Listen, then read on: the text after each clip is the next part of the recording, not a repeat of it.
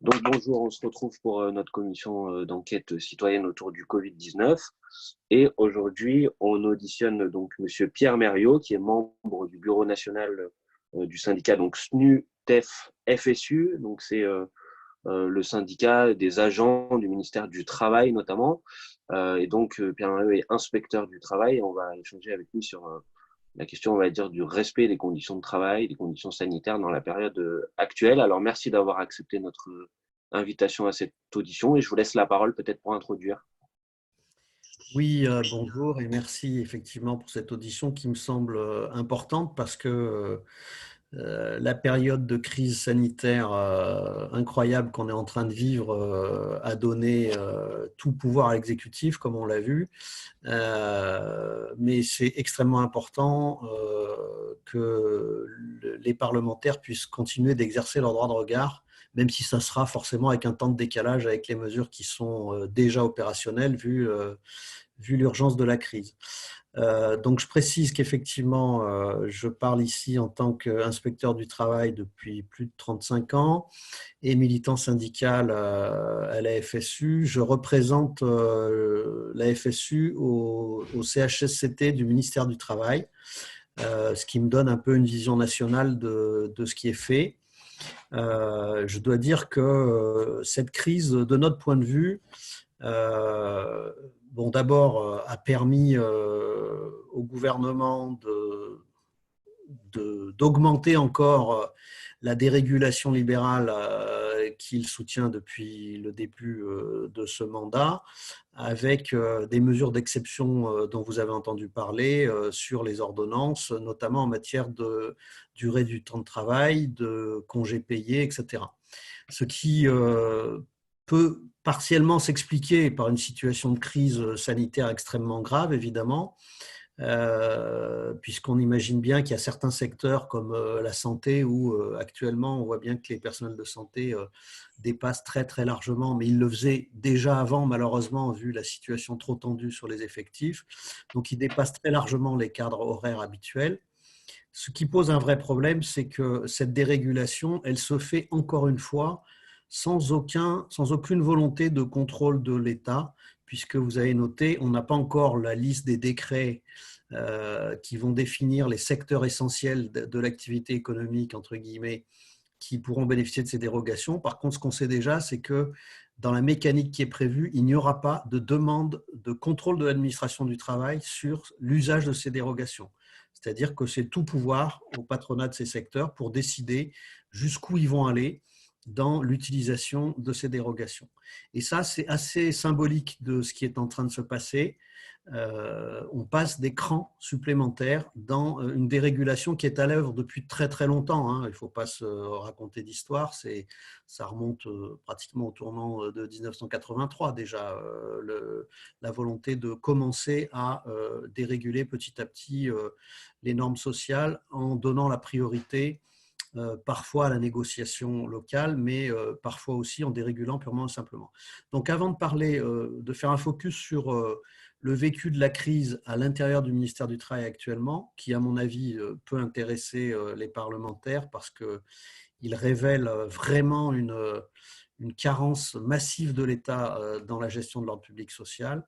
Je voulais simplement refaire une petite partie historique pour que vous soyez bien informés d'où on vient, entre guillemets, sans être trop long. Je dirais que ça fait quand même, nous, en tant qu'organisation syndicale, et on n'est pas les seuls, hein, on est dans une intersyndicale, notamment avec la CGT, avec Sud Travail et la Confédération nationale du travail également. On agit souvent à 4 organisations syndicales et nous représentons à nous 4 plus de 65%, 70% des agents du ministère. Ça fait plus de 5 ans qu'on alerte déjà sur une situation ultra critique dans notre ministère, que je peux résumer de la façon suivante. D'abord, une crise due à une diminution de nos effectifs que la ministre Pénicaud a annoncé vouloir encore augmenter, à savoir qu'actuellement, nous n'avons même pas 2000 agents opérationnels à l'inspection du travail pour la France entière, pour contrôler 1,8 million d'entreprises occupant 18,5 millions de salariés. C'est-à-dire qu'on est revenu un niveau d'effectif qui est largement inférieur à celui des autres années. On n'était pas monté de façon considérable, on était monté à 2400 agents à un moment donné. Là, on est en dessous de 2000 opérationnels en inspection du travail strict, en agent de contrôle, je parle. Et la ministre a annoncé qu'actuellement, nous avons un agent de contrôle pour 8000 salariés.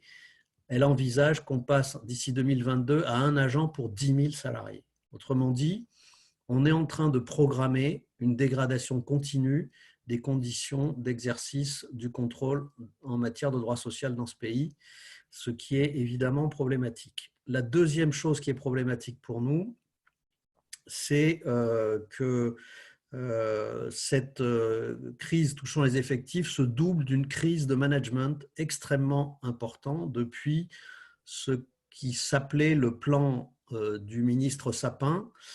Il a édicté un plan qui s'appelait plan ministère fort et que nous appelons plan ministère mort.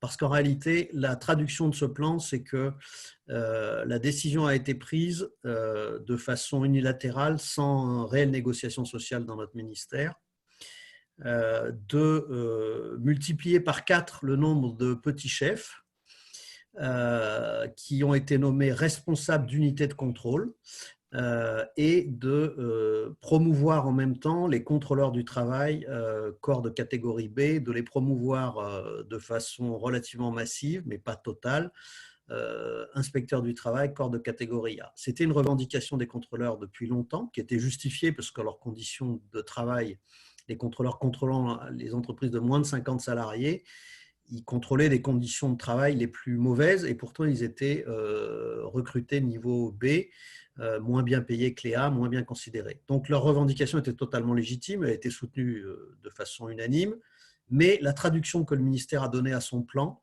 ça a été de dire eh bien, on va casser le système d'organisation collective de l'inspection du travail qui faisait qu'il y avait des petites unités de travail de 4-5 agents qui fonctionnaient bien ensemble et qui arrivaient à avoir une culture professionnelle commune.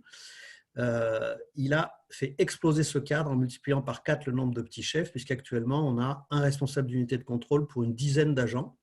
Et ce responsable a interdiction d'aller faire des contrôles avec les agents. Concrètement, ce qu'on lui demande de faire, c'est uniquement du pilotage, entre guillemets, du management à coup de tableau Excel, de statistiques, etc. Ce qui est extrêmement problématique pour les agents, puisqu'on se retrouve avec un coaching qui est extrêmement pénible à vivre, alors que nous avons une culture d'action professionnelle relativement indépendante qui a été acquise au fil des années.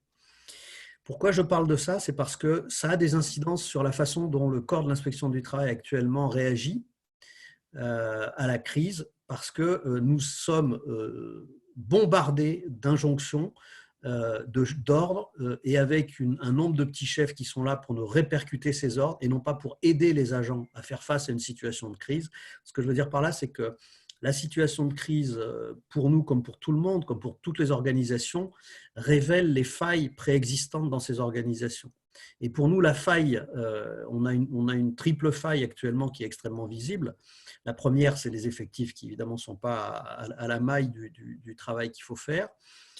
La deuxième, c'est le management qui est incapable d'aider les agents, mais qui les surcharge de demandes, de reporting, etc., qui ne font perdre du sens au travail en réalité et sont une cause de souffrance au travail majeure actuellement chez nous. Et enfin, la troisième faille, c'est une faille un peu organisationnelle qui tend à se réguler un petit peu actuellement après 3 semaines d'efforts continus. C'est que l'organisation matérielle du ministère n'était absolument pas préparée à une crise pareille. Mais là, on n'est pas les seuls. Je veux dire que l'informatique est extrêmement difficile à faire fonctionner puisqu'elle n'a jamais été dimensionnée pour ça, malgré les efforts qui sont faits depuis 3 semaines et qu'on doit reconnaître pour que les tuyaux, entre guillemets, soient élargis au plus vite. Et enfin, dans les causes de crise chez nous, j'en ajouterai 2. Il y en a une sur laquelle je ne vais pas m'étaler parce que vous la connaissez évidemment. C'est la dérégulation du Code du travail à grande largeur depuis le début du quinquennat Macron. Le Code du travail laminé, mais ça remontait aussi à la loi travail, El Khomri, etc. Donc, avec des effets quand même très difficiles à supporter pour nous, agents d'inspection du travail, qui sommes attachés à la protection des salariés. En dehors de l'inconfort psychologique de voir notre outil de travail laminé, il y a quand même un aspect de complexification très grande de notre travail, puisque plus on renvoie vers la négociation d'entreprise ou de branche un certain nombre de droits sociaux, plus c'est compliqué de les faire respecter forcément, parce que ça diversifie la source de droit et parce que ça rend plus difficile la réalité du contrôle qu'on peut faire. Donc ça, il faut l'avoir en tête. Et puis enfin, dernière chose, et là c'est spécifique à ce gouvernement et à cette ministre en particulier, nous avons quand même une ministre du Travail qui est probablement la pire qu'on ait jamais eue dans notre histoire depuis. Nous, on n'hésite pas à dire que c'est depuis Pétain, quoi. Depuis le gouvernement de Laval, on n'a pas eu de ministre pire que ça, c'est-à-dire qui n'incarne absolument pas son titre. Elle n'est pas ministre du Travail. Elle n'est même pas ministre de l'économie bis ou des entreprises. Elle est ministre du CAC 40, puisqu'il est très très clair à travers les positions qu'elle exprime. Ça a été extrêmement visible au moment de la controverse avec le patronat du bâtiment des travaux publics lié à cette crise, où vous avez bien vu que elle s'est permise, dans des conditions incroyables, d'insulter pratiquement les employeurs responsables du bâtiment qui, en toute logique de responsabilité, ne voulaient pas continuer à laisser leurs salariés s'exposer à un risque pathogène mortel sur leur chantier parce qu'ils étaient incapables de garantir les conditions de sécurité sur ces chantiers. Et c'est assez significatif de l'ampleur de la dérive qu'on constate, nous, à savoir qu'on a vraiment un gouvernement qui n'a pas de limite de ce point de vue-là. Et on a dû voir assez effaré qu'il y avait un espèce de combat à front renversé, là où c'est le patronat du BTP qui défendait le mieux les salariés, finalement, actuellement. Donc, ce n'est pas vrai partout, hein, je le dis très clairement. À chaque fois, on est obligé de procéder par grande masse, mais voilà, c'est quand même très significatif. Voilà ce que je voulais dire. Dans les mesures qui nous semblent également importantes de connaître, et vous pouvez retrouver tout ça, on documente ça sur notre site internet et les sites internet des autres organisations syndicales avec qui on travaille en intersyndical, vous retrouverez toutes nos prises de position, bien sûr. On trace ça pratiquement toutes les semaines, on sort de nouveaux tracts, etc., pour dénoncer les situations qui se présentent, parce qu'actuellement, de notre point de vue, ce ministère a été extrêmement loin dans la volonté d'empêcher le contrôle de l'ordre public social en période de crise. Je vais le dire clairement. Notamment, il y a une note de la Direction générale du travail, la DGT, est le pilote, entre guillemets, du système d'inspection du travail. C'est la Direction générale qui chapeaute toutes les sections d'inspection du travail de France. Et le 30 mars, la DGT a édicté une note vraiment incroyable qui nous détaille les secteurs d'activité où nous sommes autorisés à aller contrôler les entreprises, et il n'y a que 5 situations où nous sommes autorisés à aller contrôler les entreprises, et c'est des situations de crise grave, c'est les accidents du travail graves et mortels, c'est les droits de retrait et droits d'alerte des salariés, évidemment, c'est les commerces alimentaires quand même, forcément, mais il y a vraiment très peu de secteurs qui sont ouverts au contrôle, ce qui est une première pour nous. On ne voit absolument pas pourquoi on autolimiterait notre capacité d'intervention à ce point-là. Et simultanément, la DGT s'avère incapable de nous fournir un équipement de protection individuelle, c'est-à-dire en masque, en gants, en blouse, etc., qui sont nécessaires si on doit intervenir dans une ambiance contaminée, ce qui n'est pas certain. Évidemment, il y a des situations où on peut intervenir sans ces équipements. Mais il n'est pas normal d'avoir un corps de contrôle qui n'est pas doté d'équipements de protection, alors qu'on nous demande d'exercer une mission de contrôle qui doit pouvoir s'exercer en toute liberté, conformément à ce que prévoit la Convention 81 de l'Organisation internationale du travail sur l'inspection du travail. Nous devons pouvoir intervenir sans prévenir, de jour comme de nuit, dans tous les lieux où des salariés travaillent.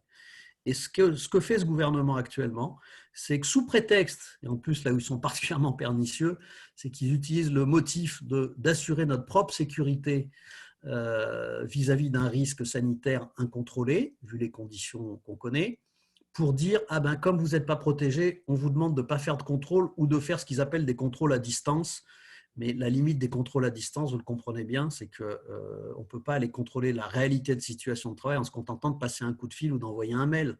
Ça permet d'avoir un certain dialogue, et notamment quand il y a des représentants du personnel, évidemment que c'est important de s'appuyer sur le dialogue avec eux pour avoir une information contradictoire sur ce qui se passe dans l'entreprise. Mais si on veut aller au-delà, si on veut faire, par exemple, des constats qui sont utilisables en justice, puisqu'on a la capacité de mettre des procès-verbaux, il faut qu'on aille sur le terrain, il faut qu'on aille sur place. Et pour ça, on ne nous fournit pas d'équipement de protection partout dans le pays. Il y a des endroits où il y en a, mais il y a plein d'autres endroits où il n'y en a pas. Et deux, on nous donne des consignes complètement contradictoires avec notre mission fondamentale qui est de veiller à la santé et à la sécurité des salariés. Et pour ça, il faut qu'on puisse se déplacer. Donc tout ça pour dire que nous, notre demande très claire, c'est que le ministère arrête de faire pression en permanence sur les agents à travers ses notes officielles et à travers la pratique des chefs de service qui, dans une administration marquée par un management type New Public Management, vous comprenez bien que ça veut dire que les chefs se tirent la bourre entre eux pour être le plus zélé possible, en espérant une promotion ultérieure, évidemment. Et donc, le résultat, c'est qu'on a des chefs qui édictent des normes qui sont même totalement illégales.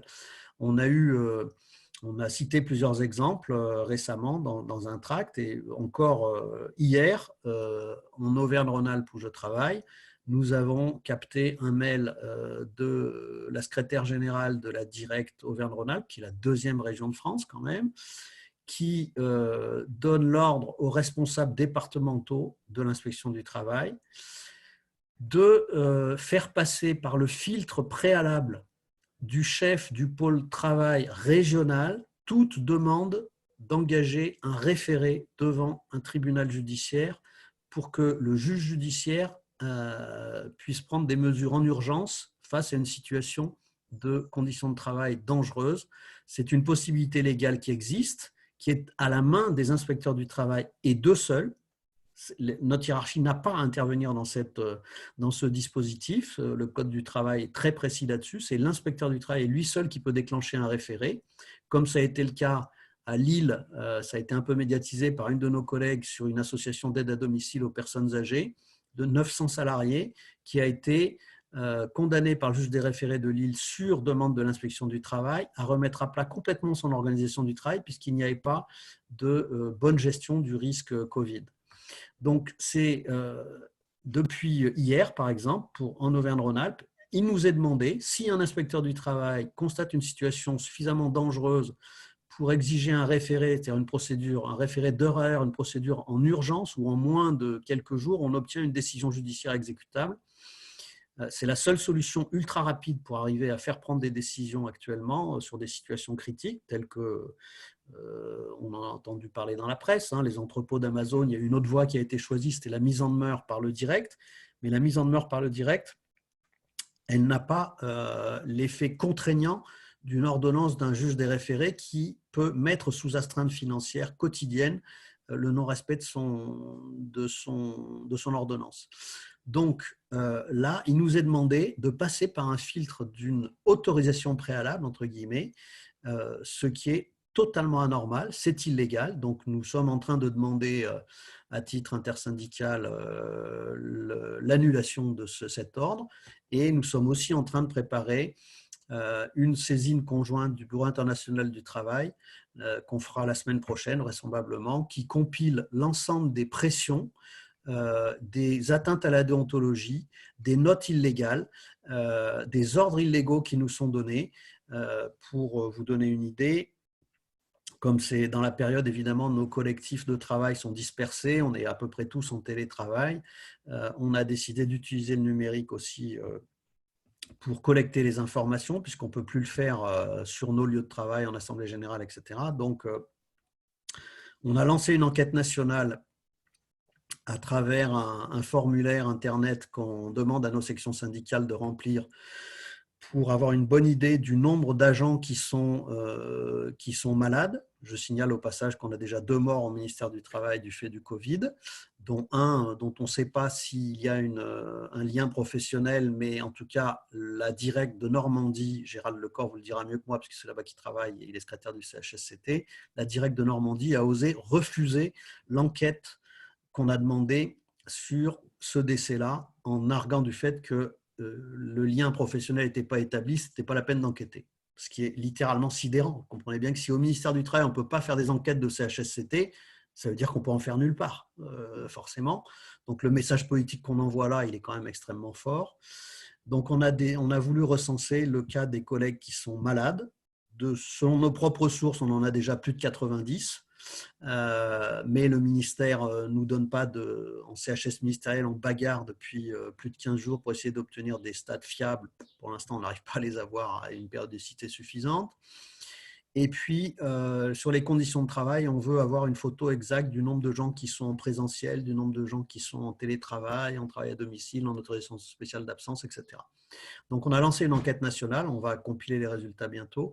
Et on a aussi ouvert, vu l'intensité des pressions qu'on subit, avec ce double discours sur la nécessité d'assurer la continuité économique que porte la ministre du Travail, dont ce n'est absolument pas le rôle, encore une fois, et puis le discours qui consiste à dire mais il faut quand même travailler en sécurité, le en même temps cher aux macronistes qui ne marche évidemment pas. Donc pour recenser tout ça, nous avons ouvert une boîte mail que nous gérons en intersyndicale qui a déjà recueilli une trentaine de signalements d'agents France entière qui subissent des pressions de leur hiérarchie pour ne pas aller contrôler tel ou tel secteur. Voilà, c'est des pressions qui sont vraiment intolérables pour nous, puisque la crédibilité de l'action de l'inspection du travail, elle repose sur l'usage permanent d'outils qui doivent être à la main des agents de contrôle pour leur permettre, comme le prévoit la Convention OIT 81, d'assurer leur mission en toute indépendance sur les pressions extérieures indues que nous subissons. Et actuellement, ces pressions extérieures indues, ce qui est grave, c'est qu'on voit qu'elles arrivent directement du pouvoir politique. La Convention OIT 81 faisait référence à un moment où l'inspection du travail, quand elle était créée, elle était trop sensible aux pressions qui venaient du monde patronal, évidemment. Là, à la limite, ce n'est pas tellement le problème du monde patronal, c'est le problème du monde politique de notre gouvernement qui relaie directement, comme je le disais tout à l'heure, des volontés d'un très petit milieu d'entrepreneurs, parce que, encore une fois, nous, on ne met pas tous les employeurs dans le même bain forcément. On connaît la richesse humaine et la diversité de ce milieu-là comme de celui des salariés, et on reconnaît qu'il y a des employeurs qui sont très soucieux de la santé et de la sécurité de leurs salariés, alors que, franchement, il y en a d'autres qui ont absolument besoin d'une contrainte forte et d'un ordre public social qui doit continuer à pouvoir se faire respecter. Voilà, c'est la situation qu'on constate actuellement. On est en période de crise, ok, tout le monde a compris que cette crise avait été très très mal anticipée. Elle est très mal gérée de mon point de vue, de notre point de vue sur un certain nombre de sujets, mais au-delà de ça, même si on comprend qu'on doit tous respecter un certain nombre de règles, y compris le confinement, pour arriver à casser la montée du nombre de cas, pour nous, même dans cette période-là, il faut qu'on ait les moyens de continuer à exercer la base de nos missions. Et pour l'instant, ces moyens-là, on ne les a plus. Donc voilà, c'est l'alerte que je voulais faire en préalable. C'est que, bon, encore une fois, vous retrouverez ça documenté sur nos publications, parce que dans la période, on n'a pas arrêté de produire des documents pour justement documenter ce qui est en train de se passer, et que les médias, les élus qui s'intéressent aux questions de gestion des services publics puissent prendre connaissance de ça et agir derrière. Nous avons déjà fait poser 2 questions par l'intermédiaire d'élus que nous connaissons au Sénat, en particulier sur la situation à l'inspection du travail. Pour l'instant, on a des réponses vagues, bien sûr, mais effectivement, ça nous semble important et c'est pour ça qu'on a volontiers accepté cette audition, qu'on puisse vous transmettre un maximum d'éléments d'information pour que vous puissiez exercer votre rôle de contrôle derrière. Voilà, c'était le propos préliminaire. Maintenant, je suis tout à fait prêt à répondre à toutes les questions que vous souhaitez. Ok, merci. Je pense que c'était effectivement très important de souligner aussi dans quel contexte arrive la crise, parce que quand la crise arrive, elle mesure aussi les capacités de nos sociétés à se défendre, à avoir des mécanismes de contrôle qui sont effectivement en place. Alors, vous avez utilisé à plusieurs reprises la question ou l'expression d'injonctions contradictoires ou à la fois d'ordre et de contre-ordre qui peuvent être contradictoires les uns avec les autres. Alors, moi, il me semble que pour structurer notre discussion, il y a une partie dont on pourrait dire qu'elle concerne des secteurs qui sont essentiels à la bataille sanitaire et dans lesquels les questions qui sont posées, c'est plutôt est-ce que les salariés disposent des conditions de travail qui leur permettent de continuer leur activité parce qu'elle est essentielle tout en étant protégés suffisamment. Et il y a une deuxième partie qui concerne ce qu'on peut appeler des secteurs qui, en réalité, ne sont pas forcément essentiels à la bataille sanitaire. Alors, c'est ma première question, en fait. Pour l'instant, quand on interroge le gouvernement sur pourquoi vous n'avez pas un message très clair sur une liste de secteurs qui sont amenés à poursuivre leur activité parce qu'ils sont indispensables, et sur une liste de secteurs sur lesquels on dit il vaut mieux mettre l'activité à l'arrêt, le gouvernement refuse de répondre, dit que en réalité, il n'est pas capable de faire cette distinction. Mais vous avez dit vous-même dans votre introduction que par contre, il était capable de lister un certain nombre de secteurs essentiels dans lesquels les dispositions exceptionnelles sur le Code du travail, eux, sont mises en place.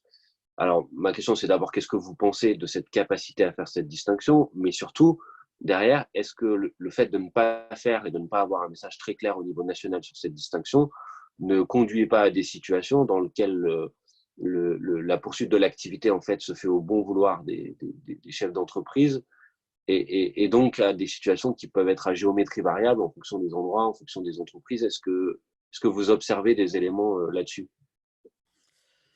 Oui, je crois que tout le monde a bien compris que le gouvernement est est dans une posture qui explique pourquoi d'ailleurs il a un certain mal à faire parvenir son message, puisque son message est contradictoire, tout le monde l'a bien compris. C'est du jour au lendemain, en plus, il fallait qu'on aille voter le 15 mars, mais on n'avait plus le droit d'aller dans des restos ou dans des bars. Bon, moi, en temps, dans un bureau de vote, c'est sûr que c'est très, très compliqué. Ça s'est fait, mais c'est compliqué d'avoir une situation où on a plusieurs centaines de personnes qui passent au même endroit. Et puis, en même temps, de dire aux gens, mais ça fait rien, vous pouvez aller travailler le lundi, vous pouvez quand même aller travailler.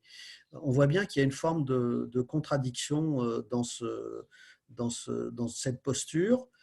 J'ai cru comprendre que leur logique apparente était de dire que c'était difficile de déterminer quel secteur était essentiel et quel secteur ne l'était pas. N'empêche qu'ils vont quand même bien devoir les délimiter puisque, comme je le disais tout à l'heure, l'ordonnance qui déroge au plafond de durée du travail, de congés payés, de durée du travail, pas les congés payés c'est applicable immédiatement à tout le monde, mais sur la durée du travail, ça sera applicable uniquement au secteur essentiel. Donc, ils vont bien devoir se coller à la définition de ces secteurs essentiels. La crainte qu'on peut avoir, c'est que par défaut de capacité à assumer les choix qui seraient raisonnables en la matière, la porte soit extrêmement ouverte et qu'en réalité, il y ait très peu de secteurs qui ne soient pas déclarés essentiels. Nous, effectivement, on est plutôt sur cette logique-là parce qu'on agit en tant que professionnellement, on a le réflexe d'avoir des réflexes de prévention des risques professionnels et que notamment face aux risques biologiques, et ça c'est un combat qu'on mène à l'intérieur du ministère, et pour vous le dire actuellement, au jour d'aujourd'hui, le ministère n'a toujours pas reconnu officiellement le bien fondé des positions d'agents d'inspection du travail qui ont raisonné de façon logique en disant le décret qui prévoit dans le Code du travail la prévention du risque biologique est applicable au Covid-19. C'est un peu compliqué à expliquer parce que ce décret a été conçu originellement uniquement pour les laboratoires d'analyse médicale, les labos qui affrontent directement un risque biologique en manipulant des agents pathogènes. Mais il y a quand même un principe de prévention et de précaution qui doit s'appliquer. Et ce principe, il est transversal à toutes les activités professionnelles. C'est que c'est à l'employeur d'évaluer les risques professionnels auxquels il soumet les salariés.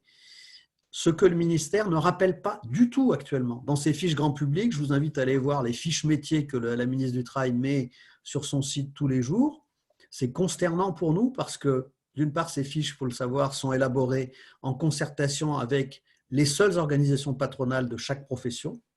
Mais les agents d'inspection du travail eux-mêmes n'ont pas été sollicités pour participer à la rédaction de ces fiches, ce qui nous a déjà un peu choqués, parce que d'habitude, on participe à la rédaction de ce type de fiches. Deuxièmement, elles ne différencient absolument pas, ces fiches, les responsabilités des uns et des autres, les responsabilités de l'employeur et celles des salariés. C'est extrêmement choquant parce qu'on ne rappelle nulle part que la responsabilité primordiale dans toute organisation du travail, dans un système tel qu'il est conçu actuellement, c'est l'employeur qui est responsable des conditions de travail et c'est lui qui doit assumer ses choix, y compris au pénal s'il y a un pépin. Ça, c'est rappelé nulle part. On met sur le même plan les consignes sanitaires qu'elles s'appliquent aux employeurs ou aux salariés. Et enfin, il n'y a pas une seule mention du Code du travail dans toutes ces fiches. Donc, nous demandons évidemment au gouvernement de prendre en compte la réalité de l'exposition à un risque biologique nouveau et imprévu, c'est vrai, mais du coup, tirons-en les conséquences jusqu'au bout et pour bien protéger les secteurs essentiels ou pas, parce que pour l'instant, on voit bien qu'il n'y a pas de capacité à influer sur ces choix-là, ben pour nous, ça veut dire qu'il faut considérer que le décret biologique, le décret sur les risques biologiques doit s'appliquer à toutes les activités maintenues, ce qui est lourd de conséquences en termes d'évaluation des risques, parce que face à un risque, on voit bien, invisible, impalpable, il faut faire une évaluation extrêmement approfondie non seulement de chaque organisation du travail, mais de chaque poste de travail, de chaque consigne sur chaque poste de travail. C'est extrêmement lourd, mais c'est à ce prix qu'on peut arriver à garantir un certain niveau de sécurité aux gens qui doivent continuer à travailler. Et pour le même motif, nous demandons au gouvernement de nous donner la capacité juridique, et pour ça, il a fait preuve d'une très grande inventivité et réactivité en matière d'ordonnance, donc il pourrait faire la même chose facilement, de nous donner la capacité de faire des arrêts d'activité par décision administrative de l'inspection du travail, notifiés immédiatement sur chantier, dans les entreprises, sur la base du risque biologique. Nous avons cette capacité juridique actuellement pour les arrêts d'activité sur les chantiers de bâtiments et de travaux publics, notamment, sur les chantiers d'amiante, mais sur le risque biologique, actuellement, nous n'avons pas cette capacité. Or, si on veut assurer la protection des salariés, l'une des bonnes façons de faire serait de dire, eh bien, on étend le décret qui donne la capacité à l'inspection du travail de faire des arrêts d'activité qui sont contestables en justice ou devant notre hiérarchie derrière. Hein. Les droits de recours existent toujours, donc l'état de droit reste préservé de ce point de vue-là. Et nous demandons à avoir cette capacité-là pour mieux préserver la santé des salariés qui doivent continuer à travailler. Mais bizarrement, on ne nous la donne pas. Pourtant, ça serait extrêmement efficace. Et c'est pire que ça, puisque je vous l'ai dit, dans ma région, on nous interdit pratiquement de lancer des référés sans aval préalable de la hiérarchie. Donc, en fait, on est en train de désarmer, si on fait le tour des questions que je vous ai citées, on a des consignes de limitation de notre activité à un nombre très restreint de secteurs et d'activités. On ne nous fournit pas d'équipements de protection adaptés. On ne nous donne pas de moyens juridiques avec les arrêts d'activité étendus au risque biologique et on nous freine sur les référés. Autrement dit, ce gouvernement est en train d'organiser une mise entre parenthèses de l'inspection du travail, une suspension de l'ordre public social par impossibilité de le contrôler concrètement. Et ça, c'est évidemment une grave atteinte à l'équilibre de notre République. Je pense qu'on ne peut pas accepter que, notamment dans une période de crise sanitaire comme celle qu'on vit, on ait une absence totale de moyens de contrôle des conditions de travail de millions de salariés. Parce qu'encore une fois, c'est vrai qu'il y a 6 millions de salariés en chômage partiel actuellement, mais il en reste 12 millions. Il en reste 12 millions qui travaillent. Et dans quelles conditions? Finalement, là, c'est au bon vouloir des organisations déterminées par les employeurs, avec un contrôle social par les organisations syndicales qui est très faible en France, il faut le rappeler. Hein, dans le secteur privé, vous le savez, il y a moins de 8% des salariés qui sont syndiqués. Le nombre de délégués du personnel et de CHSCT a chuté verticalement avec les ordonnances Macron, hein, on le sait, il y a 40% d'élus en moins. Donc là aussi, c'est très problématique. Ça veut dire qu'il y a beaucoup moins de relais internes aux entreprises pour pouvoir exercer une forme de contre-pouvoir par rapport au pouvoir de l'employeur d'organiser le travail. C'est incroyable d'arriver à des niveaux où la possibilité de vérifier que les conditions de travail sont correctes devient extrêmement basse en fait. On est en train de rejoindre quelque part des pays dits sous-développés. Alors merci, c'est très clair et je pense que c'est très important. Et ça m'amène à une question, alors j'ai bien compris que on vous donnait des consignes qui disaient en fait de réduire votre capacité de contrôle. Deux, que vous n'avez pas les moyens, enfin ce que vous avez rappelé. Néanmoins, j'ai envie de poser la question, qu'est-ce que dans l'état actuel de la situation, de la loi, des capacités qui vous sont permises, qu'est-ce qui reste aujourd'hui, j'ai envie de dire à la fois au corps des inspecteurs du travail, mais en même temps, est-ce que vous pouvez nous donner aussi des éléments sur qu'est-ce qui reste aux salariés comme droit si aujourd'hui ils sont dans une situation dont ils considèrent que les conditions sanitaires d'exercice de leur activité ne sont pas raisonnables, qu'est-ce qu'il leur reste à vous et à eux comme capacité pour agir et pour que cette action ait un impact? Alors, oui, ça, vous avez raison, j'ai insisté sur le versant noir des choses ou sur le côté vide du verre. Il faut voir le verre à moitié plein maintenant. Euh, côté ressources, bon, d'abord, contrairement à ce que raconte la ministre du Travail qui se prétend juge du droit en la matière, le droit de retrait des salariés d'une situation de travail dont ils ont des motifs raisonnables de penser qu'elle expose leur santé ou leur sécurité, et toute la phrase est importante, existe toujours. C'est-à-dire que les salariés qui s'estiment en danger, c'est une appréciation individuelle, cas par cas, qui peut s'exercer à tout moment. Alors évidemment, c'est une appréciation qu'il est plus facile d'avoir quand on est un salarié en contrat à durée indéterminée dans une grosse entreprise où il y a des relations syndicales capables de défendre les salariés que dans une très petite entreprise où il n'y a pas de syndicat, etc. Donc ça, on est d'accord. Mais néanmoins, ce droit de retrait continue à exister. Il est à combiner avec le droit d'alerte dans les endroits où il y a des délégués du personnel, un CSE, un CSSCT, etc., avec le droit d'alerte des représentants du personnel sur une situation présentant un danger grave et imminent, puisque là, ils ont une capacité d'intervention immédiate. Et en cas de désaccord sur les solutions pour faire disparaître la situation, l'inspection du travail doit être saisie immédiatement par l'employeur. Donc ces moyens juridiques, ils existent encore. Et ils sont activés, puisque nous sommes saisis, même actuellement, de situations de ce genre très régulièrement. Malgré le fait on n'est plus dans nos locaux de travail, l'organisation en télétravail fait qu'il y a un jeu de renvoi par des mails et des téléphones portables qui fait qu'on arrive à avoir les plaintes des salariés quand même. Donc après, ça je bascule dans la deuxième partie de votre question qui était sur les moyens d'action de l'inspection du travail. Nous continuons, j'allais dire massivement, à intervenir malgré les consignes de notre ministère. Heureusement, les agents ont une déontologie professionnelle, ils ont le respect de leur métier et une conscience du service public qui font qu'ils continuent à intervenir quand ils sont saisis de plaintes en particulier. Alors, pas forcément dans les mêmes conditions qu'avant la crise Covid, puisque compte tenu de la difficulté que je signalais tout à l'heure, ça peut passer beaucoup par des contacts téléphoniques et des mails avant de décider si oui ou non on se déplacera dans l'entreprise pour aller vérifier les éléments précis qui nous sont signalés. Mais déjà, on peut intervenir quand même en faisant ces interventions et en rappelant à l'employeur ses responsabilités.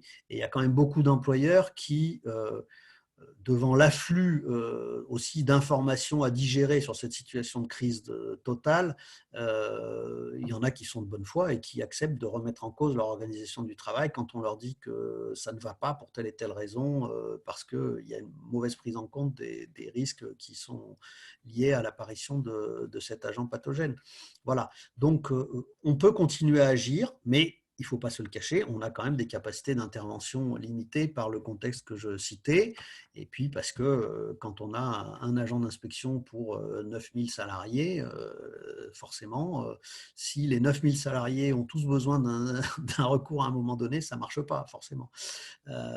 Donc, encore une fois, on n'est pas dans cette situation-là. J'ai rappelé le cadre, il y a 6 millions de salariés au chômage partiel, il y en a d'autres qui sont encore dans des grandes entreprises où les instances de représentation du personnel peuvent continuer à agir, et c'est tant mieux pour ces salariés-là. Mais il y a tout un tas de situations où l'exercice concret de la protection des salariés est compliqué. Et c'est pour ça qu'on a besoin d'avoir un service public qui assure sa continuité, puisque c'est une des conditions fondamentales d'exercice d'un service public, c'est l'égalité d'accès, c'est la continuité. Ça n'a pas été le cas au début de la crise Covid, puisque le ministère étant dans un bazar incroyable, il y a eu des situations extrêmement disparates. Ça commence à se réguler petit à petit, mais pour nous, pour que ça se régule bien, il faut qu'on obtienne rapidement des équipements de protection de tous les agents, partout en France. Il faut qu'on lève les obstacles multiples que le ministère met quasi quotidiennement devant l'exercice de nos prérogatives d'agents de contrôle. Et il faut qu'on ait la possibilité d'arrêter les activités par décision administrative immédiate, qui est communiquée, qui est contestable devant la hiérarchie, devant les tribunaux derrière. J'y insiste, parce qu'on vous fera le coup de dire qu'on veut, à l'occasion de la crise, l'inspection du travail essaye d'avoir un pouvoir extravagant. Non, ce n'est pas du tout le propos. On demande d'étendre simplement le risque biologique par rapport à ce qui existe en d'autres domaines. Le risque amiante, ça fonctionne. Le risque BTP basique, ça fonctionne. Et il n'y a d'ailleurs pratiquement jamais de recours des employeurs parce qu'on utilise ce droit à bon escient. Et donc voilà, ça c'est un élément important dans le débat, je pense, en tant que parlementaire, si notamment vos parlementaires nationaux. Je sais que l'Assemblée nationale est suspendue quasiment actuellement aussi, mais s'il y avait un débat qui permettait d'essayer de déposer un amendement significatif demandant que le gouvernement prenne il suffit d'un décret, il suffit d'un décret et à ce moment-là, ça serait important d'avoir ce débat-là parce que ça permettrait de jauger des positions réelles des uns et des autres en fait. Ah, c'est très important. Je vais relayer bien sûr ça à nos députés nationaux parce que ça me paraît être un élément concret en fait que tout le monde peut comprendre. Alors on a beaucoup parce qu'on reçoit pas mal de témoignages aussi, comme sans doute moins que vous, mais on en reçoit aussi. Et on a l'impression que les endroits ou les situations qui sont les plus difficiles concernent en particulier, c'est pas très original ce que je vais dire, mais des salariés qui sont dans des situations de type de contrat ou type d'activité qui sont les plus précarisés en réalité, ou ceux qui ont le moins de rapport de force à l'échelle de l'entreprise. Alors, on reçoit pas mal de témoignages sur tout ce qui est secteur de la restauration rapide, tout ce qui est secteur du bâtiment, et notamment pour les salariés. On a eu des témoignages de salariés qui ont des contrats de type travail détaché. Là, j'en parle parce que moi, je suis parlementaire européen. Des secteurs liés à la livraison. Donc, vous avez parlé, je crois, tout à l'heure d'Amazon, mais aussi tout ce qui est livreur Deliveroo. Bon, sur ces aspects-là, c'est vrai qu'on se heurte encore en plus à une difficulté encore supplémentaire qui est celle du rapport de force, qui est celle de l'information. C'est-à-dire que les salariés ne savent pas toujours en fait comment faire pour se défendre. Enfin, on a des témoignages où on nous saisit, nous, en tant qu'élus, en nous disant est-ce que vous pouvez faire quelque chose pour nous? Alors, bien sûr, on peut toujours faire quelque chose, c'est en parler. Mais est-ce que c'est un point peut-être naïf que je vais vous demander, mais est-ce que vous pouvez juste nous dire comment fait un salarié qui aujourd'hui est dans cette situation-là, qui n'a pas forcément de représentation syndicale dans son activité? Qu'est-ce qu'il doit faire pour s'adresser à l'inspection du travail? Alors, je distinguerai deux cas quand même, parce que là, dans la discussion, on a mêlé les salariés et les soi-disant indépendants qui travaillent pour des plateformes type Uber, Deliveroo et compagnie. Les situations ne sont pas les mêmes. Tout salarié a la possibilité d'avoir recours à l'inspection du travail s'il estime que ses droits sont bafoués. en tout cas, il peut nous saisir d'une demande de conseil, d'analyse de sa situation, etc. Il y a des situations où on ne pourra pas faire grand-chose parce que, par exemple, la convention collective prévoit des souplesses sur l'adaptation des horaires de travail qui sont telles que s'il y a des syndicats qui ont signé ces accords collectifs, nous, on ne peut pas les remettre en cause de notre propre chef, hein, c'est évident. Donc, dans ce cas-là, on donne l'information aux salariés et puis à lui de décider ce qu'il fait ensuite. Mais la situation est très différente pour ce qui est des pseudo-indépendants. Ce qui est intéressant quand même, c'est que, et c'est là on revient à la discussion de tout à l'heure sur effectivement les secteurs essentiels. Est-ce que c'est essentiel à l'activité économique de maintenir la restauration rapide et les livreurs à domicile?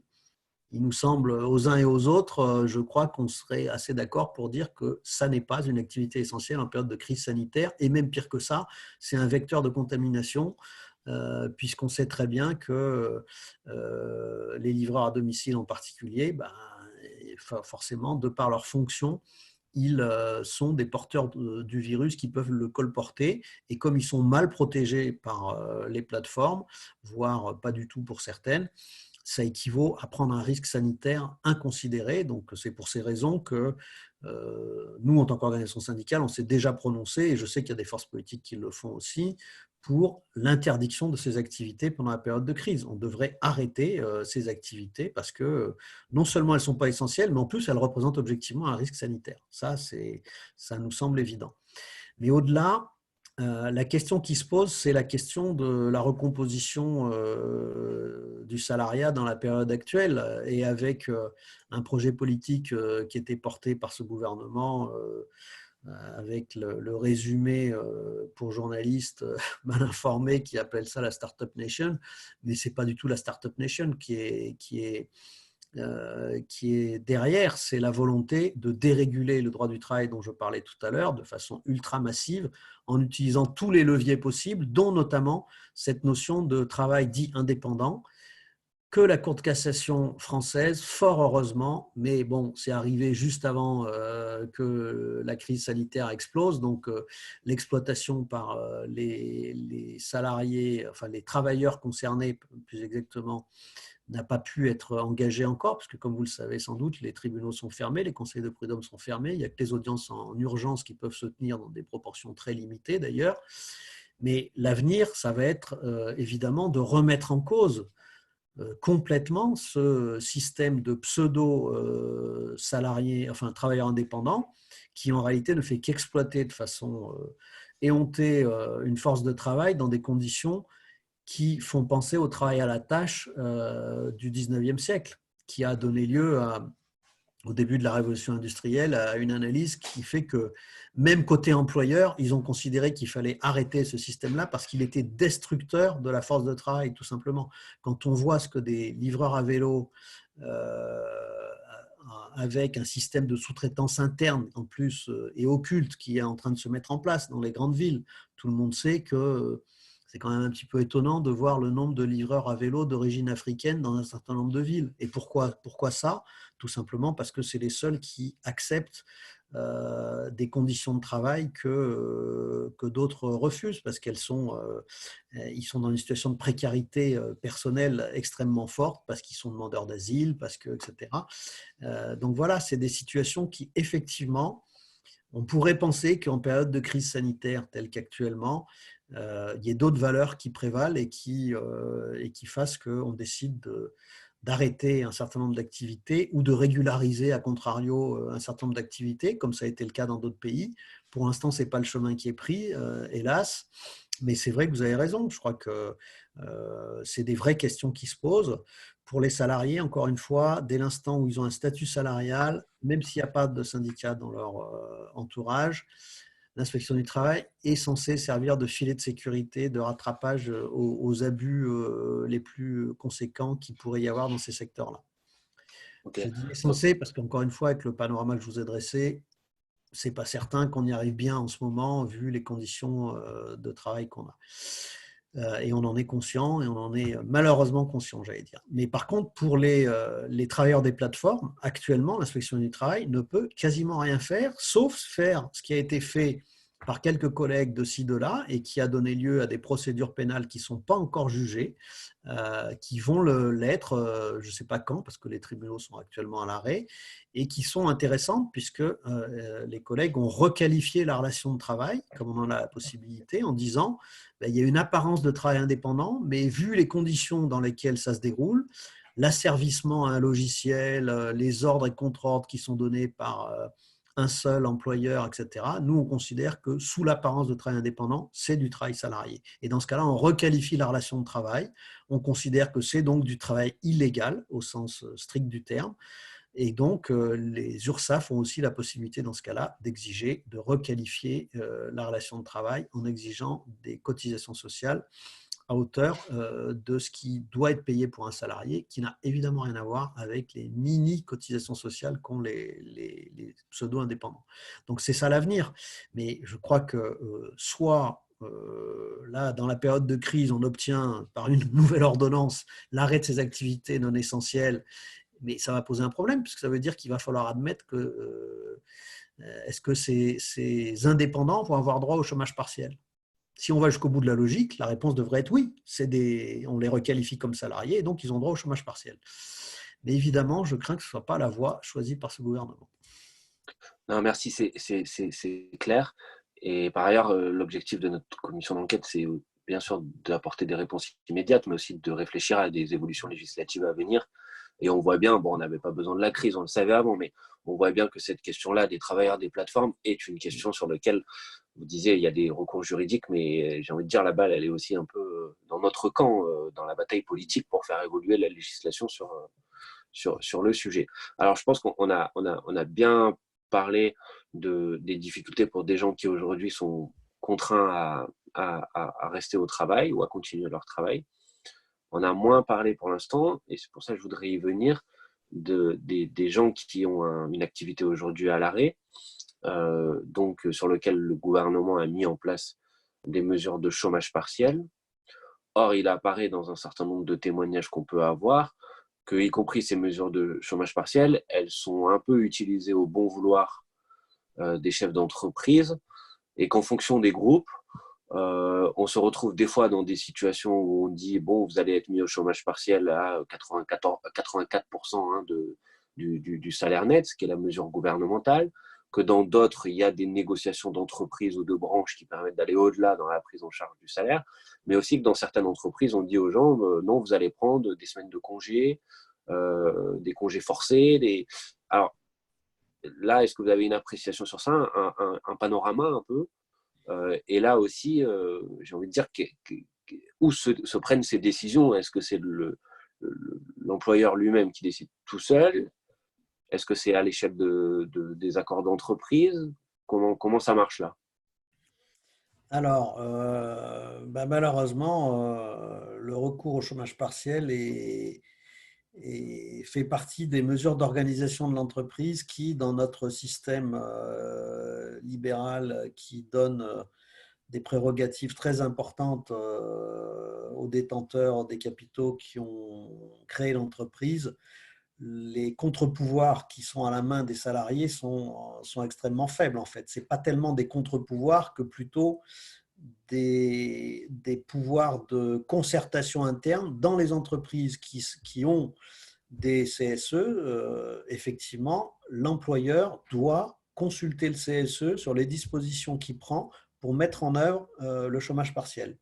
Autrement dit, il doit être capable de justifier pourquoi, comme vous le disiez, il met au chômage partiel tel secteur plutôt que tel autre de l'entreprise, ou tel salarié plutôt que tel autre, parce qu'on peut descendre jusqu'au niveau de chaque poste de travail s'il faut, mais il a totale liberté en termes d'organisation de l'entreprise, il a totale liberté pour décider de mettre au chômage partiel telle ou telle catégorie d'activité dans l'entreprise. Ça, il faut quand même bien le savoir. Par contre, il doit s'en expliquer, s'en justifier, dans le cadre d'une politique générale qui doit éviter toute discrimination, évidemment, quel que soit le type de discrimination, hein, sexuelle, raciale, syndicale, évidemment. Donc, en clair, l'employeur peut faire à peu près ce qu'il veut en termes d'organisation du travail dès l'instant où il y a une logique, une rationalité d'ordre organisationnel et économique qui est capable d'expliquer pourquoi est-ce qu'il met au chômage partiel tel secteur plutôt que tel autre. Par contre, il n'a pas le droit de faire du chômage partiel à la tête du client, entre guillemets, en mettant au chômage partiel un tel plutôt qu'un tel dans le même service sans être capable d'expliquer pourquoi un tel. Voilà. Donc, la seule limite, c'est celle-là. Donc, on sait qu'actuellement, effectivement, on a des alertes qui remontent à la fois par la presse et puis par quelques contacts qu'ont des salariés avec nos services d'ores et déjà, que devant une masse aussi grande de salariés qui sont mis au chômage partiel, il y a des abus, d'autant plus que vous avez vu que dans le dispositif, c'est silence de l'administration au-delà de 48 heures vaut acceptation tacite, et que comme nos tuyaux, entre guillemets, ne sont pas dimensionnés pour accepter une telle hausse du nombre de demandes, forcément, les acceptations tacites sont en fait la règle. Par parenthèse, je signalerai juste que la gestion concrète des dossiers de chômage partiel, et c'est ça qui pose problème actuellement, a été transférée au CNASEA, maintenant Agence des services à la personne, qui est le service support de tous les dossiers de chômage partiel France entière. Et c'est pour ça qu'on a eu un problème de réactivité. Ça fait partie des mesures qu'on conteste à titre syndical depuis longtemps, c'est-à-dire que l'État sous-traite à une partie de ses activités régaliennes, entre guillemets, à des agences. Là, en l'occurrence, c'est un statut qui demeure dans le domaine parapublic, on va dire.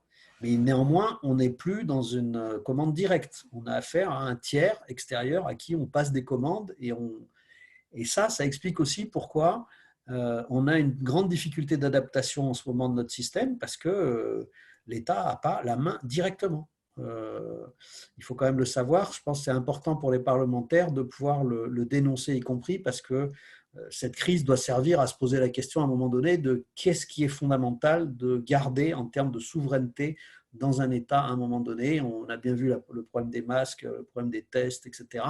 Il va aussi falloir se poser la question très concrètement de ce qui justifie qu'on sous-traite telle ou telle partie de notre activité, y compris les demandes de chômage partiel pour être concret. Donc oui, on sait qu'il y a des employeurs aussi qui carottent le système, il faut dire les choses, c'est-à-dire qui disent aux salariés, et en télétravail à domicile, entre nous, c'est c'est très difficile à contrôler. Si l'employeur prend la précaution, comme on l'a vu dans certains endroits, de demander aux salariés qui est en chômage partiel à son domicile de travailler sur son ordinateur pour préparer les dossiers qui démarreront demain, mais de ne pas envoyer de mail sur sa messagerie professionnelle, parce que ça, c'est traçable et on pourrait en retrouver effectivement les éléments en cas d'enquête, ben, comment voulez-vous qu'on arrive à détecter que le dossier a été monté pendant une période de chômage partiel? Ça va être compliqué de le démontrer. Donc, voilà. Après, l'employeur qui essaie de carotter le système, c'est toujours pareil. Ça ne marche que si les salariés sont plus ou moins complices de ce système-là, dans la mesure où il est à la merci d'une dénonciation, d'un désaccord avec le salarié qui, imaginons, serait licencié après la crise en profitant du travail qu'il a réalisé pendant son activité partielle. Bah, le salarié aura probablement gardé une trace du fait qu'il a fait ce travail pendant cette période-là, et donc l'employeur s'expose à un retour de bâton ultérieur en cas de procédure judiciaire. C'est évident qu'il n'a pas de garantie absolue là-dessus. Mais objectivement, c'est vrai que dans la mesure où le principe du télétravail devient le principe dominant, ça constitue un obstacle de plus pour arriver à matérialiser des prestations de travail qui seraient faites à un moment où, en théorie, les salariés devraient être en chômage partiel, donc ne pas travailler pour l'entreprise. C'est vrai. Ok, merci pour cet élément de réponse. Alors, j'ai eu aussi des témoignages, je ne citerai pas le nom de l'entreprise, d'entreprises dans lesquelles il y a des accords de branche qui déterminent les conditions plus avantageuses que la condition gouvernementale d'indemnisation du chômage partiel, donc par exemple à hauteur de 100%, mais dans lequel les entreprises passent des accords d'entreprise plus défavorables que l'accord de branche. Alors, est-ce que vous avez je vous interroge là-dessus parce que, sauf erreur de ma part, c'est quelque chose rendu possible par la dernière loi sur le Code du travail, c'est-à-dire ce qu'on a appelé l'inversion de la hiérarchie des normes, hein, la possibilité à des accords d'entreprise d'être plus défavorables que les accords de branche. Et le sentiment que j'avais, c'est que dans la crise actuellement, voilà, on était en train de mesurer ce qui apparaissait peut-être un peu abstrait pour les gens au moment de cette réforme, les conséquences concrètes de ce type de réforme. Est-ce que vous avez vous observez des expériences de ce type-là? Alors, bon, moi, on ne m'a pas remonté de cas de ce genre actuellement, mais ceci dit, la possibilité théorique qu'il y ait des dispositifs de ce genre, effectivement, existe. Ils ne se sont pas énormément développés, à ma connaissance, à aujourd'hui, tout simplement parce que, bon, d'abord, les conditions juridiques par lesquelles des syndicats d'entreprise accepteraient de signer un accord plus défavorable que l'accord de branche, il faut quand même que ces syndicats fassent attention à ce qu'ils signent, puisqu'il faut qu'ils aient une majorité qui représente une majorité du personnel. Il y a au moins cette corde de rappel. Et d'autre part, effectivement, après, c'est la logique électorale, entre guillemets, qui joue. C'est-à-dire qu'un syndicat qui s'exposerait à un accord nettement plus défavorable qu'un accord de branche dans une entreprise, on peut supposer qu'aux élections professionnelles d'après, il n'aura pas forcément un très grand écho. Mais ça, on n'en sait rien, parce qu'on sait aussi qu'il y a des situations où les pressions qui sont faites sur les salariés pour leur faire admettre une vision des intérêts de l'entreprise peuvent être parfois extrêmement fortes. On l'a vu dans des cas de plans sociaux où on demandait à des salariés de signer des renoncements à des accords sociaux moyennant un engagement de maintenir l'emploi, et où, hélas, les engagements en question n'ont pas été honorés par la suite. Donc, c'est difficile de se prononcer. Là, moi, aujourd'hui, je n'ai pas de témoignage précis qui m'est remonté, mais c'est vrai que c'est une des possibilités théoriques qui est ouverte avec les changements dans l'ordre des références juridiques dont on a parlé. Donc, effectivement, ça reste quelque chose de très préoccupant parce que ce type de dispositif peut effectivement entraîner des régressions sociales importantes. Et j'insiste aussi là-dessus, des tensions sociales à l'intérieur des entreprises, parce que vous comprenez bien qu'un syndicat qui accepte de signer ça, ça va générer quand même des tensions dans l'entreprise après. Et je ne suis pas certain, si on reste dans un point de vue de gestion à long terme d'une entreprise, ce qui n'est pas forcément le cas de toutes, évidemment, une situation de crise comme celle qu'on est en train de vivre va exiger, pour que l'activité redémarre quand la crise se sera tassée, va exiger que les collectifs de travail soient soudés, que c'est la solidarité dont on nous bassine en ce moment, elle s'exerce aussi à ce moment-là. On verra bien ce qu'il en sera. Ok, merci. Alors, j'ai encore deux, trois sujets si ça vous va, hein. Je ne veux pas Ouais. vous prendre trop de temps. J'avais des sujets peut-être qui apparaissent peut-être plutôt périphériques, mais qui, à mon avis, sont intéressants. Le premier, c'est le rapport entre un groupe et ses sous-traitants. Je prends un exemple concret. J'ai auditionné une personne d'Airbus. Airbus relance ses chaînes d'assemblage d'avions dans la période actuelle. Quand Airbus, dans la région toulousaine, relance ses chaînes d'assemblage, nécessairement, elle contraint un certain nombre de sous-traitants à relancer aussi leur activité, puisqu'elle est très dépendante de la sous-traitance.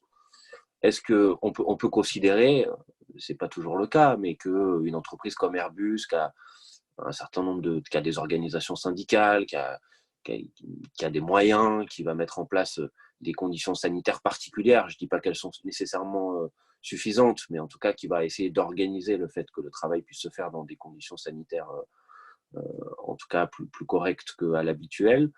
Est-ce que pour autant Airbus a des contraintes vis-à-vis de ses sous-traitants? Est-ce qu'il y a une question de responsabilité dans la chaîne de sous-traitance? Et sinon, qu'est-ce qu'il faudrait modifier, voilà, d'un point de vue législatif pour peut-être améliorer cette situation? Ah ben, ça, c'est une question qui se pose depuis longtemps. Hélas, les sous-traitants n'ont quasiment aucun poids dans l'état actuel du droit économique, puisque, bon, on parle en droit du travail, l'encadrement de la sous-traitance, il est limité de façon assez strictes aux conditions santé-sécurité qui doivent être gérées à travers un plan de prévention.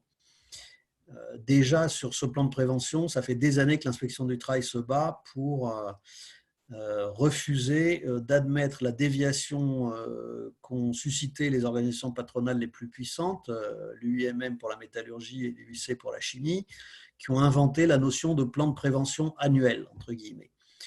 Parce qu'en fait, pour comprendre les choses, quand Airbus, par exemple, a recours à des sous-traitants sur son site pour fabriquer un avion, la logique du plan de prévention, c'est que les conditions de travail offertes aux salariés du sous-traitant et les modalités de coactivité, d'intervention ensemble sur l'avion des salariés d'Airbus et des salariés des sous-traitants doivent être définies de façon ultra précise dans ce plan de prévention qui doit passer, toujours la même logique d'évaluation des risques professionnels dont je parlais tout à l'heure, par une analyse précise, type d'avion par type d'avion, processus par processus. On doit décrire tout ce qui relève de la coactivité des deux types d'entreprises de façon à gérer les risques avec une répartition claire des responsabilités à chaque fois. Évidemment que si on fait ça sérieusement, ça prend du temps, beaucoup de temps, pour arriver à analyser les coactivités, etc. Donc, le patronat a inventé, il y a plusieurs années, il y a plus de 20 ans maintenant, c'est un décret qui remonte à 1992 et que le patronat a contesté devant le Conseil d'État jusqu'en 1995.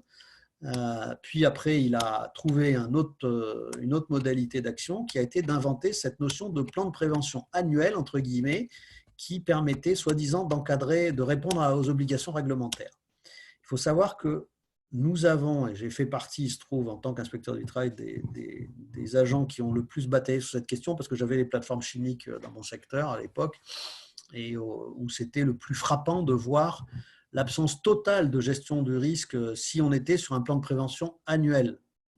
Dans ce cas-là, vous voyez bien ce que ça veut dire. Ça veut dire qu'on coche des cases, quoi. Ils avaient édicté un formulaire, en gros, où ils répertoriaient tous les types de risques, manutention, chimie, nanana, et il y avait un tableau à plusieurs colonnes. En fait, ils ont transformé une obligation de prévention en obligation administrative, ce qui n'a aucun sens, puisque nous, côté inspection du travail, les formulaires administratifs, on déteste ça. Ce n'est pas ça qui nous intéresse. Ce qui nous intéresse, c'est de vérifier concrètement, quand on va sur une situation de travail, est-ce que les risques qu'on voit, ils ont été intégrés, gérés en amont, est-ce qu'on les a pris en compte, etc. Et pour ça, on peut, évidemment qu'il y a des supports écrits, mais l'important, c'est de vérifier ça. Je fais ce détour pour expliquer que sur l'aspect santé-sécurité, il y a un décret spécifique, mais ce décret spécifique est déjà complètement contourné par les organisations patronales. Et il faut savoir que le ministère du Travail, dûment alerté pendant des années et des années par des agents d'inspection, n'a pas eu une grande action, on va dire. Je peux même vous dire qu'on m'a officiellement répondu un jour où je m'étonnais du caractère timoré des positions du ministère là-dessus, et où j'ai dit on n'a qu'à écrire une circulaire d'interprétation du texte pour dire les choses et dire ce n'est pas acceptable de faire des plans de prévention annuels. Je ne l'ai obtenu que sur un angle, un secteur d'activité, c'est les sites Céveso après l'accident AZF. Après l'accident AZF, alors que j'avais alerté avant l'accident AZF. Et l'accident AZF, si vous vous souvenez, c'est bien dû à ça aussi. C'est des sous-traitants qui ont créé un risque qui s'est matérialisé parce qu'ils étaient sous-formés, pas encadrés, etc. Donc, la position du ministère du Travail, et j'ai les preuves de ce que j'avance, avant AZF, c'était assez compliqué tout ça. Après AZF, ils ont accepté de mettre dans une circulaire que les plans de prévention annuels n'étaient pas une modalité acceptable sur les sites Céveso. C'était une circulaire qui ne concernait que les sites Céveso, alors que c'est sur toutes les activités que ce n'est pas acceptable. Je fais ce long détour pour expliquer ça parce que, en fait, c'est pour illustrer le fait que l'État français s'est désarmé complètement sur le sujet, puisque même sous l'angle de la santé-sécurité la plus basique, il accepte de se taire sur une interprétation des textes qui est totalement à l'opposé du sens que devraient avoir ces textes-là. Donc, pour revenir à votre question initiale, en matière économique, c'est simple. Il n'y a pratiquement rien. Rien n'interdit. Et Et ça fait des années, effectivement, que nous, en tant que syndicat de l'inspection du travail, on demande à remonter la chaîne des responsabilités au bon niveau, c'est-à-dire à ce que la question de la sous-traitance soit abordée avec une responsabilité économique, puisque dans une chaîne de sous-traitance, on voit bien qu'il y a un donneur d'ouvrage qui définit les conditions du marché, qui a la capacité de définir comment il est payé, etc. Et bien évidemment que logiquement, il devrait assumer l'essentiel des responsabilités qui sont liées à cette domination économique. Et ce n'est pas du tout le cas. C'est pas du tout le cas. Vous avez bien vu que de temps en temps, ce qui est intéressant de voir, c'est qu'on peut raisonner à contrario. Les producteurs agricoles ont obtenu, avec de grandes difficultés et une forte mobilisation, une tentative de régulation partielle de leur relation avec la grande distribution. Mais on sait que c'est partiel, insatisfaisant, etc. Et c'est une exception à la règle, parce qu'encore une fois, on reste malheureusement sous un régime qui conçoit l'économie sous un dogme libéral intangible qui fait que la loi du marché, c'est la loi du marché, et les gens, s'ils ont accepté de signer ce marché-là, c'est leur responsabilité, et puis on s'en lave les mains derrière.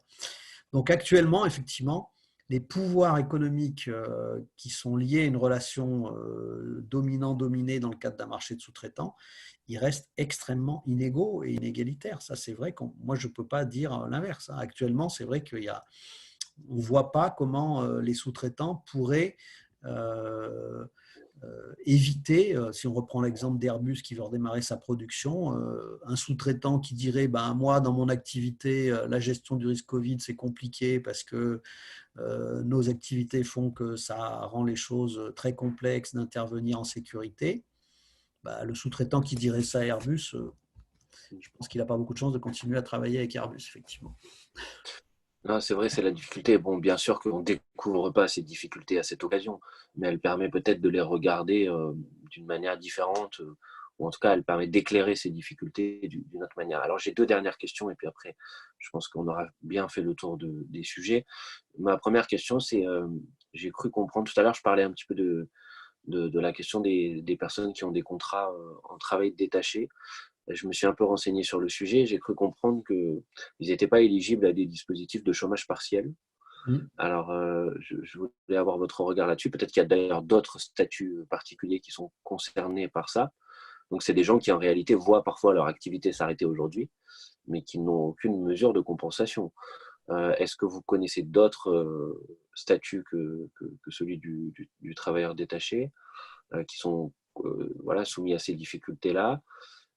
Si oui, est-ce que vous avez une proposition, une idée de ce qu'il faudrait faire autre qu'une requalification, peut-être dans la situation actuelle, dans le droit social français? C'est sûr que la logique la plus simple pour protéger les travailleurs détachés,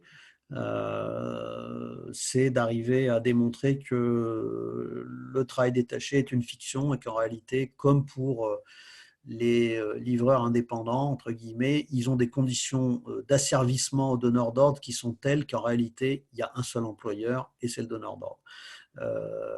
C'est quand même la solution qui juridiquement me semble, elle n'est pas forcément facile à mettre en œuvre évidemment, mais c'est celle qui me paraît la plus adaptée parce que, encore une fois, dans au moins 80% des situations de travail détaché, en réalité, il y a une telle domination économique dans la relation que ça aboutit de facto à une relation d'employeur.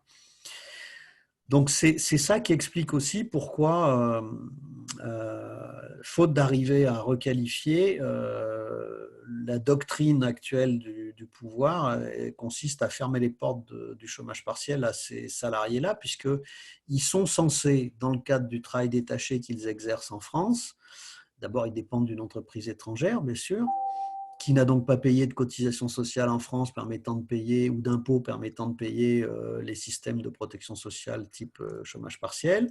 Et d'autre part, ils sont censés répondre à une entité économique qui est à l'extérieur du territoire et qui devrait, si c'était une vraie entité économique indépendante, qui devrait être capable de pallier à un arrêt d'activité en France en organisant le travail ailleurs. Sauf que cette fiction-là, de toute façon, actuellement, dans une crise sanitaire mondiale comme celle qu'on a, elle ne peut pas marcher. C'est vrai qu'elle ne peut pas marcher. Par contre, ce qu'on pourrait, je pense que la réponse qu'apportent les autorités actuellement est de dire, si c'est une entreprise polonaise ou hongroise ou je ne sais quoi, il appartient aux autorités de ces pays-là de mettre en place des dispositifs de type chômage partiel tels qu'on les a en France, et donc à ces salariés de ces entités-là de faire jouer ce droit-là. Bon, en réalité, on sait que ces dispositifs ils sont très inégaux selon les pays. Ils marchent très très bien en Allemagne, mais ailleurs, je ne sais pas quel est l'état exact des dispositifs de ce genre. Mais je ne vois pas comment on peut le faire, effectivement, sauf à requalifier la relation de travail, comme on disait tout à l'heure. Non, mais c'est sûr que là, c'est typiquement, parce que j'essaye aussi de faire émerger dans notre discussion des sujets européens. Là, on est typiquement sur un sujet européen, c'est-à-dire qu'il doit y avoir une disposition européenne qui dit, puisque c'est l'Europe qui a inventé le travail détaché, et que maintenant, voilà, qu'il soit cohérent, c'est-à-dire que on peut comprendre qu'un salarié qui n'a pas payé ses cotisations sociales en France ne puisse pas bénéficier du chômage partiel en France, ça peut tout à fait s'entendre. Mais alors, on est obligé de s'intéresser à savoir ce qui devient, et donc il doit y avoir une mesure européenne qui doit dire que l'entreprise ou le pays qui a reçu les cotisations doit y surseoir. Voilà, bon, ça c'était juste pour avoir un éclairage un peu sur cette question. Ma dernière question, c'est, on a évoqué beaucoup de sujets. À chaque fois, on dit il y a des règles, donc même si elles sont insuffisantes, vous avez bien insisté sur ce point-là, il y a quand même encore un code du travail en France. Donc, qui dit il y a des règles, il peut y avoir des violations des règles. Et quand il y a des violations des règles, il y a des recours judiciaires. Sauf que vous disiez vous-même en ce moment, du fait de la situation particulière, les recours judiciaires, ils sont très limités à des situations d'urgence. Alors, est-ce qu'on observe, est-ce que cette situation-là ne peut pas faire peser un risque, en fait, de ne pas pouvoir utiliser les recours judiciaires parce que matériellement, en fait, la justice prud'homale ne peut pas continuer à fonctionner dans la situation actuelle. Oui, les recours judiciaires en France, ils s'exercent sous deux angles, hein, bien sûr. Il y a des recours à la justice civile d'un côté, pour notamment le Conseil de prud'homme, pour obtenir des dommages et intérêts, etc., et des indemnités. Et puis, il y a des recours à la justice pénale. Alors, les réponses sont différentes selon les systèmes, mais malheureusement, elles convergent quand même pour constater que, et ce n'est pas une nouveauté liée à la crise pour le coup, le droit du travail fait partie, est un des parents pauvres, entre guillemets, de la couverture juridique des citoyens français. À savoir que, si on reprend l'exemple de Conseil de prud'homme, je distinguerai, il faut quand même savoir que depuis les ordonnances Macron, et même avant les ordonnances Macron, Monsieur Macron, déjà en tant que ministre, avant même d'être président, avait piloté une petite réforme qui n'avait l'air de rien, mais qui a des effets absolument massifs sur les conseils de prud'homme, si vous interrogez le syndicat des avocats de France, il vous le dira, il y a à peu près 40% de plaintes au prud'homme en moins ces 2 dernières années par rapport aux années antérieures, du simple fait d'un changement mineur, mais qui est très important en réalité dans son impact social, de la procédure de plainte que M. Macron a pilotée sous motif de simplification de la vie administrative, comme ils savent si bien le vendre, qui fait que désormais, un salarié qui veut porter plainte au prud'homme, il a un formulaire CERFA à remplir qui fait je ne sais plus combien de pages, 15 pages ou 17 pages, et que tous les éléments de la plainte doivent être inclus d'entrée. Il ne peut plus faire bouger sa plainte au fur et à mesure de la procédure, comme c'était le cas avant. Avant, c'était extrêmement simple de porter plainte au prud'homme. Vous remplissiez un formulaire très simple et vous pouviez faire évoluer votre demande, votre plainte, au fur et à mesure que vous appreniez de nouveaux éléments, par exemple sur vos droits en tant que salarié. Maintenant, ce n'est absolument plus possible. Résultat de ce simple fait-là, qui paraît une petite modification, hein, le formulaire a changé. On n'a soi-disant pas porté atteinte aux droits, mais en réalité, on a porté une atteinte gravissime aux droits des salariés, et notamment quand on est éloigné du droit, quand on est un salarié qui n'a pas fait des études juridiques, c'est le cas quand même de la majorité des salariés, c'est compliqué de comprendre un formulaire qui vous demande de calculer votre préjudice, d'être capable de dire à quel droit vous vous référez, etc. Donc ça, c'était la situation prud'homme avant la crise. Pendant la crise, la situation, je l'ai décrite tout à l'heure, c'est audience de référé une fois par semaine maximum dans les départements. Donc, on ne juge que l'extrême urgence. Et encore sans public, etc. Pour ce qui est des audiences pénales, il faut être clair aussi, et ça c'était avant la crise, et la crise ne va que aggraver la situation. Il faut savoir que l'inspection du travail est un corps de contrôle, mais pas un corps de verbalisation massive. Nous ne verbalisons que dans moins de 3% des cas d'infraction au Code du travail que nous constatons. Pourquoi ? Parce que la Convention internationale du travail nous donne ce pouvoir-là. On a un pouvoir on n'est pas des officiers de police judiciaire qui devons relever 100% des infractions qu'on constate. On a une latitude de décision qui nous permet de négocier en fait en direct avec l'entreprise, quand on découvre des infractions, une remise en état la plus rapide possible, plutôt que de faire un procès qui qui interviendra dans 3 ans, etc. Néanmoins, sur les 3% d'infractions qu'on constate, il faut savoir que ces dernières années, devant la saturation de la justice pénale qui est quand même considérable en France, le taux de poursuite des PV de l'inspection du travail a chuté verticalement. Il est actuellement de moins de 30%. Ce qui est un des éléments qui explique pourquoi le droit du travail est aussi peu respecté aussi, et qui est démoralisant pour les agents d'inspection du travail. Il ne faut pas le cacher, c'est qu'on a l'impression de travailler pour rien, quoi. Quand vous avez des parquets qui classent nos procédures à hauteur de 60-70% des PV qui leur arrivent, sachant que chaque PV, ce n'est pas un PV style verbalisation du stationnement qu'on rédige. Chaque PV, c'est une journée de travail au moins pour chacun d'entre nous, parce que c'est compliqué de rédiger des PV en droit du travail. Ce n'est pas un simple petit formulaire à remplir. Donc, je ne cache pas que la situation était déjà ultra préoccupante. Et là, elle l'est encore plus, puisque tous les tribunaux sont à l'arrêt, comme vous le savez, et que le retard qui va être à gérer.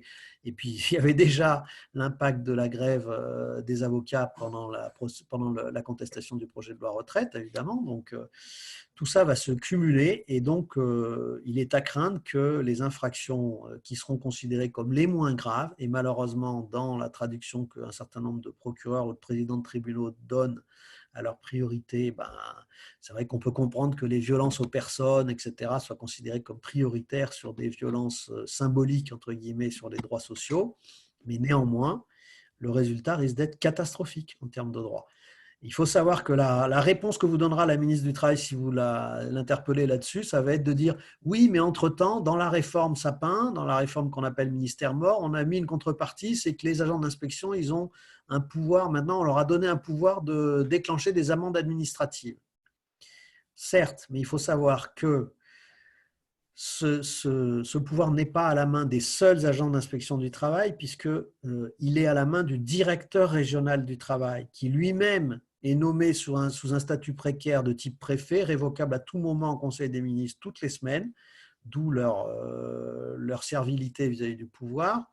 Et donc, nous, quand on constate des infractions à la durée du travail, mettons, qui sont des éléments massifs de fraude encore dans ce pays, et qu'on remonte un rapport demandant à notre directeur régional de mettre une amende administrative conséquente à tel ou tel employeur, eh bien, la réalité, c'est que si cet employeur a les moyens de se faire entendre du gouvernement, il obtient une quasi-exemption.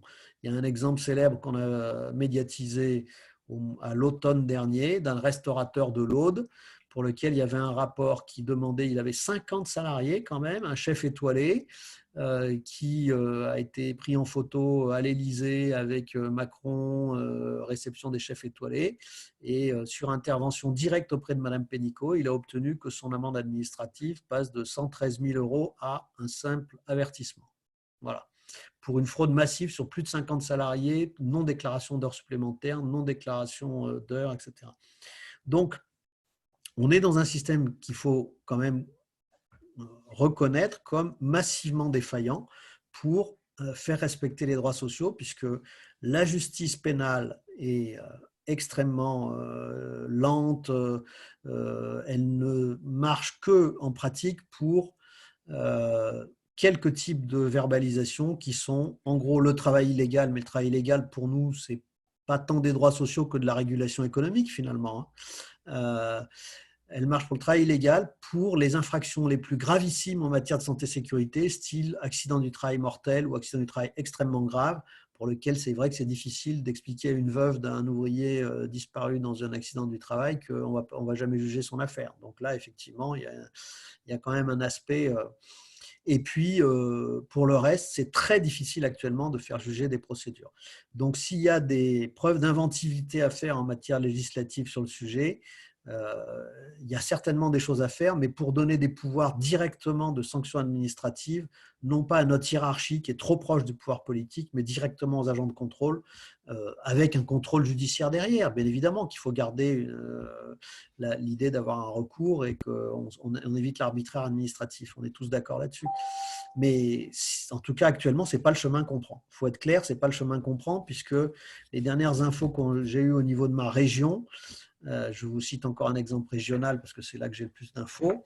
Au niveau de la région Auvergne-Rhône-Alpes, on a non seulement les référés pour lesquels on vient de nous dire que le directeur régional mettait un frein d'entrée à la possibilité de faire des référés sur le Covid, par exemple, mais que même pour les systèmes d'amende administrative qu'on demandait, il vient de nous être signifié que on allait instruire les dossiers, mais ne pas demander la liquidation des amendes avant la fin de la crise. Ce qui, en bon français, veut dire qu'on se prépare à étouffer le coup, quoi. Voilà, donc c'est pour ça qu'on est dans un système où on nous dit qu'on fait partie d'un système d'inspection du travail. Nous, ce qu'on constate, c'est qu'on fait partie d'un système d'inspection du travail qui dysfonctionne complètement actuellement, qui ne travaille pas dans l'intérêt de la protection des salariés, mais qui travaille dans un seul sens, qui est de dire en fait, les pouvoirs des employeurs actuellement, il ne faut pas trop les remettre en question. Voilà, si je peux résumer. Ok, merci beaucoup. Je pense qu'on a bien fait le tour. Bon, il y a sans doute des sujets qu'on n'a pas évoqués, mais en tout cas, on en a évoqué beaucoup. Je pense que c'est un éclairage très utile. Merci beaucoup de nous avoir consacré ce temps-là. Bon De courage rien. pour le travail en ce moment, parce qu'on a bien compris que c'était particulièrement difficile. Oui, oui.